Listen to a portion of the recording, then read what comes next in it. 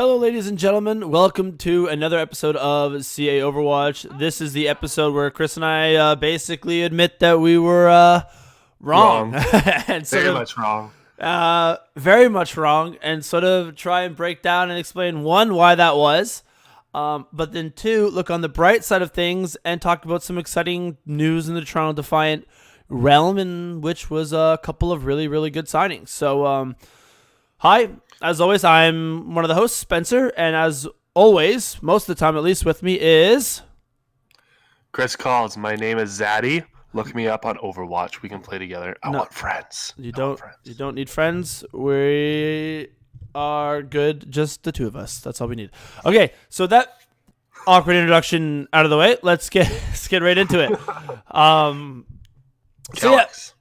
Yeah, okay, yeah. So for those of you who don't know, Toronto Defiant recently picked up four signings, actually, if you include them re-signing, I don't know how to pronounce it, the Panda Boy from Winston's lab. Baroy? Baroy? If I'm mispronouncing that, I'm sorry. So our analyst from last year, obviously he was re-signed, which is good news, I guess. I mean, the team wasn't exactly great last year. But I don't know how much that was due to, like internal conflict and how much of that was actually because of the analyst position. So either way, I liked his addition when he was first signed at the inaugural, Defiant season of 2019. So I'm excited to bring him back with a new team and give him some more pieces to work with moving forward. Yeah, I'm definitely excited for that. But Spencer, what is your favorite signing since we last talked? So we're talking like favorite here or like best? Actually, your favorite. They're both the same. Favorite. So my favorite would be Surefour, obviously, I think. So yeah, I agree. For those of you who, again, are living under a rock and don't know, Surefour was recently picked up by the Toronto Defiant, and that's kind of perfect for this team. Obviously, World Cup result notwithstanding, I think he's exactly what this team needs, right? One, you bring a very marketable brand to sort of be like the face of the franchise is the right word, especially since we have Agilities and Mangachu on the roster, and a guy like Kareev who's also super popular.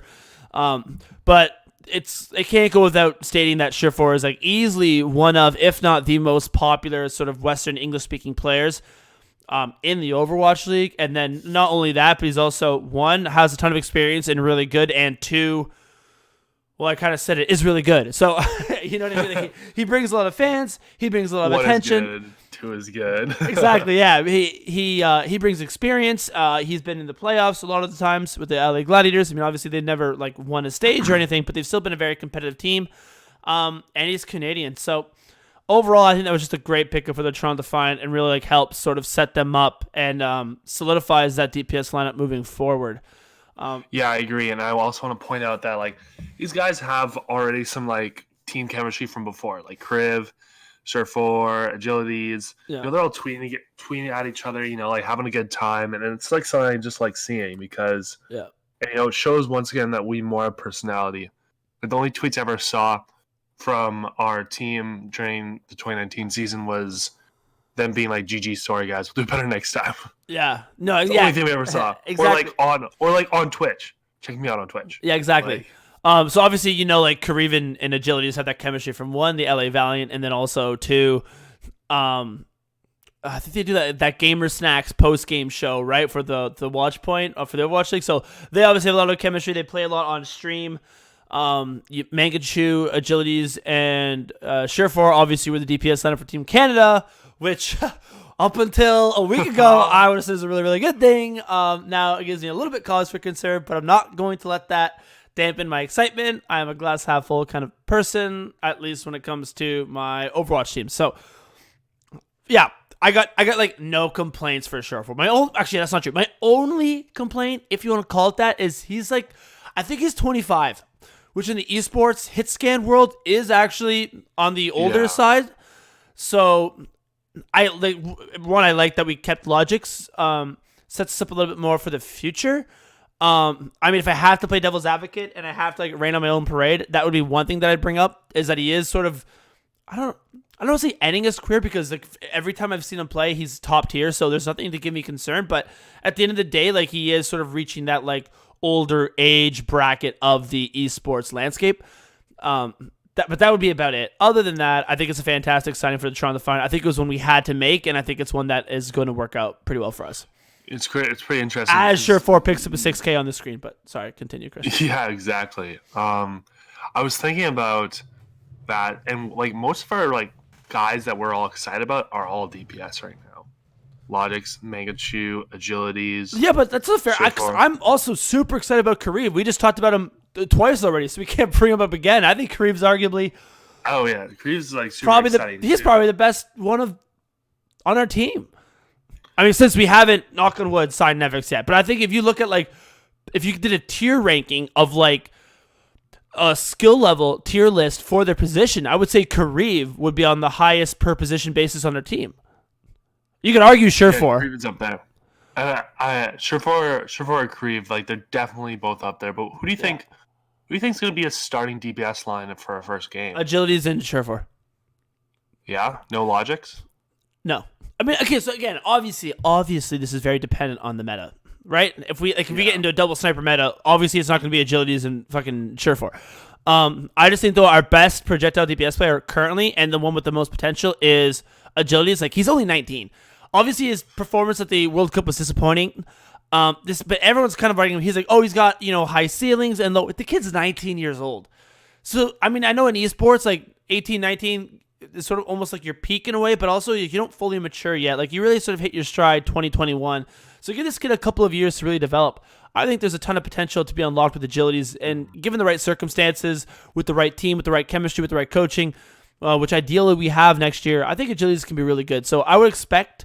I mean, again, if this new Tor buff somehow puts him into the meta, obviously Mangachu is going to be there. But yeah. I would expect it to be that. Or Double Sniper would be sure for Logix. And I think we'll rotate them out, especially if it's like a lot of traveling and we get to like, maybe someone's feeling burnt out or we just want to rest some people, then maybe we'll switch it up. But I expect that to be our main two. Yeah. Okay, so Overwatch World Cup. No, we gotta talk about you can't disrespect Kellex and Beast Halo like that. What are you talking about? Whoopsies. So yeah, we have two more signings. One of which I'm really excited about, Kellex, because we can kind of go into the World Cup. Team Canada had a pretty poor World Cup showing. Same with, for the most part, Surefour and Agilities. But who didn't was Kellex for Team Denmark. Team Denmark, I think, exceeded expectations. And making it to not only the group stage, but then qualifying to the top 6 in the playoff knockout stage. And Kellex was a big reason for that. So I think he fits this team perfectly, to be honest. When I was looking at the main supports available, even before the World Cup, he was on my roster. And then after the World Cup, I said him and the France FD God, I think would have been the two that we should have looked at. And we got one of them. Yeah, and I think that also... I think he was on Boston Uprising. He was, before. Yeah, he was Boston Uprising. I believe he didn't really have a whole lot of team chemistry, which I think was one of the reasons why he was a little bit, yeah, like benched a decent amount and was never like a standout player. So I'm happy that he's like kind of moved, so he has a new chance of like building new team chemistry. I think that's a lot of what I'm banking on, is that we're gonna have like a new kind of refound team chemistry, because we didn't really have that in the past. Because of all the people, coming in and out of our team. Yeah, like we had a little bit of team chemistry in stage 1, and that was about it. He was up and down seasons with Boston Uprising. I'm not sure how much he was benched, but yeah, exactly. They're a mixed roster. Obviously, there was some stuff with Netco in season 1, and some stuff with AimGone in season 2. I think that this is going to be a really good chance for Kellex to show what he's sort of made of, because I think he's a really good main support player, and you saw that with Team Denmark. So I'm excited. And then Beast Halo. Getting into the final signing, again, so much news to talk about. Probably the reason I don't know a lot about him. I know he's from Fusion University when they were like running through NA. I know he was supposed to be on the Hunters last year, and that trade sort of fell through. Yeah. And overall, I'm excited. I wish I could break this down more. I was talking to people on Reddit, and I was sort of like, hey, can someone give me like a breakdown of this guy? I'm really excited. I want to learn more, but like I didn't ever really watch Fusion University. General consensus seems to be he's pretty good with like a lot of potential. But at the end of the day, he's still unproven in the Overwatch League. So it's not like we got OG. I almost like I want us to get like two. I want us to get two more tanks like that are just kind of like a little more proven. Yeah. We can bank on a little more. Yeah. So Well, we get one more. We definitely need an off tank, obviously. Yeah, obviously, but it's like to have one off tank and one like kind of unproven main tank is like a. Yeah, especially if the off tank is Nevix, who didn't play a lot in Season 2. I know there's a lot of hype surrounding him, like myself included, but it does give a little bit cause for concern. I know what you mean. For sure. Okay, so now that we've talked about all of the signings, let's get into whatever the fuck that was. Okay, what did we get right and what did we get wrong? Yeah, so for those of you who don't know, we did a little bit of a prediction show last week. And Colin Coward does this thing on Fox where he could, where Colin was right, where Colin was wrong. So we can do where Spencer was right and where Chris was wrong. Because I don't think Chris got one prediction right. Biggest whiffs. Chris said Finland would be a top 5 team. They didn't make it out of the prelims. So obviously that's a whiff and a half. Both Chris and I thought France would be, if any of the top 5 teams were to disappoint, it would be France. France clapped. France absolutely clapped. France looked incredible. I was like making fun of a couple articles that had France being top 5. So I am sorry, Game House. You were right. I was wrong. Game House was pretty right. Game House was pretty right. And then obviously the biggest one we were wrong on was saying Canada was a top 3 team. That turned out to be a lie. Not even close. But before we get into why Team Canada wasn't a top 3 team, I do have to say the one thing I got right. All of you called me crazy. Not all of you. Some people agree with me. Who's all of us? People on Twitter and Reddit. Mostly Reddit. South Korea. I called them coming in second. Obviously, I didn't know the brackets at the time, so I couldn't have predicted they would face the U.S. in the semifinals. But I picked U.S. being number 1. I said people are underrating this team because of their past performances, which makes no sense. It's an independent event. It shouldn't be considered. I said the roster was just too good. And it turned out to be right, as U.S. finally won gold, as they, in my opinion, should have. Yeah, and I just want to point out that we considered Canada in the World Cup as a non-independent event too. Yeah, we probably shouldn't have done that. Yeah, and I mean, now that we've went over sort of where we were right, where we were wrong, we can kind of get into Team Canada's performance. At the time, I was okay with my predictions. I think we made some assumptions that, had they been correct, would have panned out. I don't think we could have really known what would go on behind the scenes. Like, obviously, there's no way I could have known XQC wouldn't be able to play game 1 versus Russia, causing us to be 3-0'd. And I know people are like, well, they still lost versus Denmark and Netherlands, but it's like, part of that is just sort of like how it puts your team mentality at the beginning of the tournament, right? For your first game to be 3-0 versus Russia, yeah, definitely dampens. Obviously, Crimzo had an article. I don't know if you guys haven't seen this. It's on Reddit.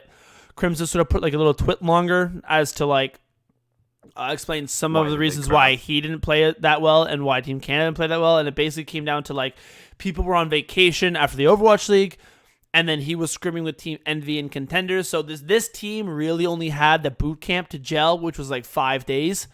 And in 5 days, if you also know XQC isn't going to play, you probably have to spend some of that time, trialing Mangachu and agilities on Orisa. So that probably hurts your team chemistry as well. So it was essentially like a team, just a freaking team problem. And it's, when you have like certain aspects of this comp, like, your Orisa Halt to Doomfist Punch. Yeah. You have like a lot of those specific things that are needed. Then it's like, okay, well, that makes sense. Like, you can't really pop off on Widowmaker in this freaking... Yeah, exactly. In this meta. Like, it's just not going to happen. And it really did seem that Team Canada was sort of like, we're just going to out-talent them. Like, there's a couple times where I felt like... Brute force it. Where, like, people were overextending just because they thought, well, we're more... Like, Surefour especially... And sometimes it worked, right? Because he is. Like, you're on the screen when they're playing Netherlands. Like, Surefour is better than Jonah, right? Like, there's no fucking doubt in my mind that Surefour is on a better DPS player than Jonah.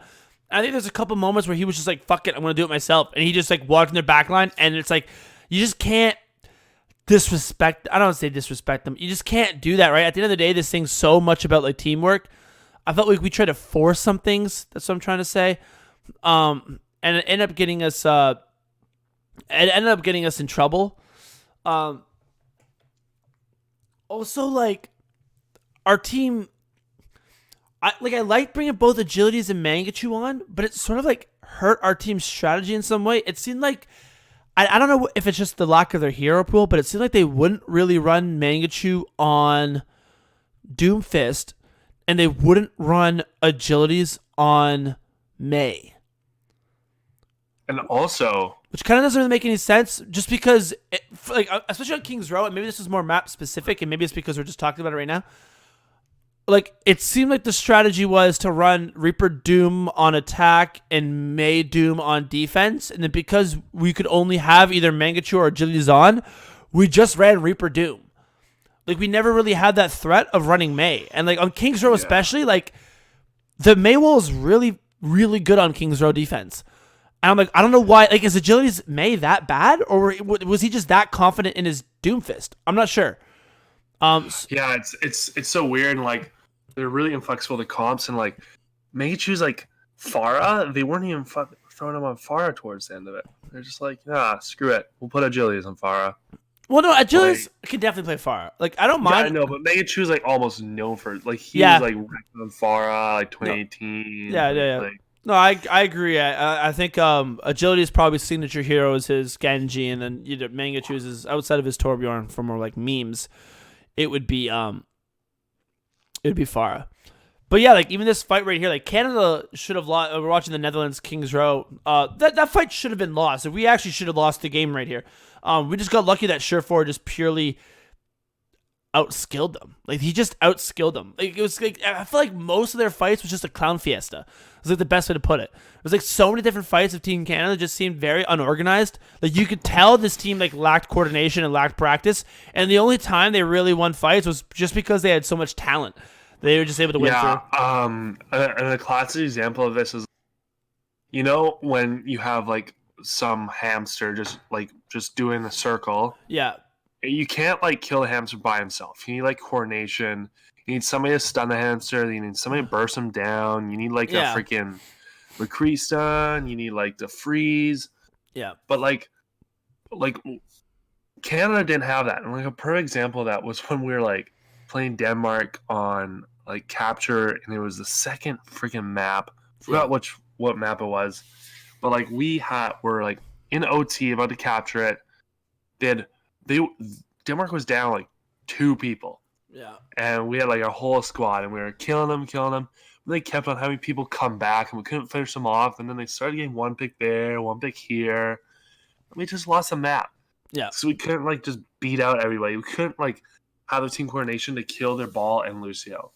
It was But I also do want to comment on, there was some stuff that really, really annoyed me. That was like I didn't think was really like team chemistry stuff. It was just like the first was obviously agilities getting like clapped on Doomfist by Facility. Oh yeah, that was And the second was like King Row flanks when I forgot who was on Netherlands. In Netherlands, somebody was. It's Jonah. It's Jonah. Jonah. He was just flanking us every single time at first point. Yeah, and we just never took him into account ever. Yeah, he consistently flanked us. And this is I'm rewatching this again. Like this was such a winnable map in some regards. Like we should have lost this fight right here. We should have lost the previous fight. But even if you go back, I mean, I guess I can rewind it. I don't know if I'm gonna get it right. Like this point right here is so crucial. So if I know you can't see my screen, Chris, but this is basically like one of their final pushes. They have like a minute left on King's Row, and we basically have this Supercharger and arguably the Death Blossom. Like, this fight should have been an easy win. It should have been an easy win. Instead, we try for this like cheeky Orisa flank, and then Surefour like instantly dies. Like, Facilities just simply outplayed our DPS player, and obviously like Facilities literally plays for the Montreal Rebellion. Like he's on our contenders team, and I know it's just the World Cup. I know it's different, right? It means more to facilities than it does for agilities and Mangachu. Both of them have Overwatch League contracts. I get that. Obviously, the Netherlands having no Overwatch League talent didn't have like that, like that Overwatch League vacation break sort of thing. Like they've already been, playing these heroes. They probably had more time to practice than us. But like this is such a thrown fight that really we should not have lost. And if we win this fight and we end up capturing it the next one, like now all of a sudden we have a win versus Netherlands. And even though like we did lose versus Denmark, if that game versus Denmark was sort of like if you win, you continue. If you don't, you're out. I think we would have played it more competitively. I do think we were a bit mentally boomed after losing to Russia and then after losing again to Netherlands. Because like that was a winnable fight. And Vasily just walked all over us. And yeah, like I know it's different, but he's still our contenders player. Like, ideally, he's literally behind both Agilities and Mangachu, and he outplayed both of them pretty decisively in this map. And I didn't think Mangachu's Mei looked good at all. I didn't think... I thought Banny actually, like... I don't want to, like, just get on here and shit on people, but I thought Banny's Lucio was pretty poor. I thought there was multiple different times when... And again, maybe this is because of the lack of practice, but there's multiple different times when their Sigma would have Flux and we wouldn't have beat to counter it. And I feel like it happened way more for us than it did for them. It seemed like if Note had Flux, they had beat. If they had Flux, we were like 75% and it would cost us a team fight. I thought that happened like more than once. Note. Yeah, so you can continue. Yeah, say your... Oh, no. We're still talking about the players. Like, I want to move on to talking about the coaching staff for a sec, but... Yeah, I'm just like, because I want to get like, obviously Crimso came up being like, I didn't have any sleep the night before. That's one of the reasons why he felt he underperformed. I don't think he was that bad, but obviously maybe he could have been better. Note was like, okay, I think on Sigma. But how much of that is like lack of coordination with XQC, being able to set up those, like, I thought it was like his fluxes weren't that great, but again, was XQC landing the pulls? Sometimes he was, sometimes he wasn't. Sometimes he couldn't because he was dead. Those like halt punch combos weren't really landing. His positioning was a little bit debatable. So I think part of that was because we didn't have, like, Note wasn't in contenders and he wasn't in the Overwatch League playoffs. So he never really had a chance to like grind out Sigma other than playing ranked and other than that 5-day boot camp. Like, I think that was one of the reasons that worked against our team was like we didn't have any like contender gauntlet players who are playing this meta in the gauntlet and grinded it, and we didn't have any Overwatch League playoff players other than Surefour, who was like Reaper, who were grinding these players in the playoffs. You know what I mean? We like had Overwatch League talent that didn't make the playoffs, so was like on vacation. So I felt like that worked against us in a way. And I want to point out that like, okay, so like the lack of kind of consistency and teamwork is like an understandable reason why we did bad. But like what I don't get and what kind of annoys me, what annoys me is like how we got to the situation where we couldn't do teamwork together. Like how did we get to the situation where like Overwatch World Cup was like, oh, so we'll schedule in like to play against Russia at this time, but XQC is also going to be doing this. Yeah, that's. And when was our Jane and like our coaching staff being like, nah, like you guys can go on vacation, like do whatever you want. Yeah. They should have realistically been like, you have to stay here and you have to practice. Yeah, at some point it's like it's tough because obviously I don't know what goes on behind the scenes. So like in terms of the XQC Overwatch 2 thing, like I feel like that's more on Blizzard than it is on That's what I'm saying. Yeah, that's more on Blizzard. 100%. Like the schedule, like that we're in the World Cup and that our only main tank is, and like you know what I mean, and you're gonna schedule the Overwatch 2 release, like make it in the morning or something, or make our game afterwards later. Like there must have been a way to work around it. I know that we did get the bye in the second round to allow them to play the third game, but still, like losing 3-0 versus Russia was super shitty. And I think that puts our team in a bad mentality off the bat. Yeah, and in terms of like, it's tough because if you're Jane, it's hard to be like, hey, agilities, you like can't go to Japan. I know it's your off season and you worked hard all year, and like obviously everyone knows the Overwatch League is an absolute grind, but you need to cancel that trip and stay in practice for this like World Cup. Like I get that it's tough, but you're right. Like at the end of the day, we needed more practice. and whether that was before they went on vacation or whether that was after. Like, yeah, it's just like, come on, like you all get together like 5 days before BlizzCon. yeah, like nobody was really in. Who's in playoffs? They might in playoffs. Not 5 days before BlizzCon. No, but like Envy was in the gauntlet. That was another thing. I think that was like what are you going to tell Envy not to play for the big gauntlet? That's his biggest contenders. Yeah, Envy's was like actually. Oh, not Envy. Like, God, okay, oh my God, I'm too tired. Crimzo playing for Envy. Crimzo. Yeah, Crimzo. He plays for Envy. Crimzo. Okay, that's understandable, but that's understandable to a point. Like on another note, like people can do shit. Either farther before World Cup or like after World Cup. Yeah, and like if Crimzo is in the gauntlet, so is a lot of other contenders players that were playing for like the teams that we're up against and on and around like the World Cup. They were there too. So it's like it's kind of excuse, but also not really. Yeah. And one of the final things, just to mention before we sort of wrap this up, like XQC, I think, had a disappointing performance as well. There's definitely a couple times where you could tell that he's less practiced on this game than everyone else. That was one of the big question marks we had going into it. I thought because of the meta that him being on Orisa would sort of mitigate that. I think it did to a degree, but I do think you noticed a couple of the times that he was sort of over aggressive. I think sometimes that was like intentional from certain teams to focus him. I don't think he had a bad tournament, but yeah, like that's another thing where it's like, man, I wish he still played in the Overwatch League. You know what I mean? So, making way too much money. Well, I don't blame him in the slightest. I don't blame him in the slightest. And at the end of the day, I do appreciate that of all the players, like XQC gave a shit, right? Whether or not he performed and whether or not he played at like on stream as much as a fan, maybe I would have wanted to see. And again, like if you only had 5 days of scrimming. Like 5 days to get XQC into like proper game shape. I know he's really talented, but that just might not be enough time for somebody like him who's not been in the competitive scene for a while.